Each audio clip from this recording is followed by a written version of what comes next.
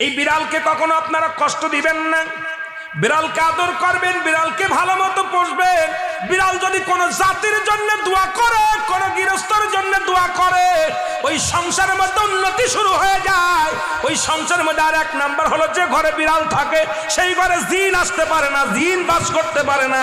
আর একটা ঘোষণা শুনে নেন, নবীজি বলে গেছেন, যে ঘরের মধ্যে বিড়াল ছানা বাস করে ওই ঘরের মধ্যে জিন জাতি প্রবেশ করতে পারে না। তাহলে ছোট ছোট মাসুম বাচ্চাগুলো যে ঘরের মধ্যে থাকে, মুসলমান অনেক সময় জিনের আশ্রয় পড়ে যায়, অনেক সময় জিনে আসর করে, ওই ঘরের মধ্যে জিনে আসর করে। যে ঘরের মধ্যে বিড়ালকে আদর করে বিড়াল থাকে, ওই ঘরের মধ্যে বিলাই বিড়াল বিড়াল বিলাই বিলাই, এইটা যার ঘরের মধ্যে আছে এই ঘরের মধ্যে দুষ্ট জিনেরা আসতে পারে না। জোরে জোরে চিল্লায়া বলা যাবে না মারহাবা। একবার নবী সুলাইমান আলাইহিস সালাম শুনতে পাইলেন পাশের বাড়িতে একটা কুকুরকে কষ্ট দিয়ে বিষ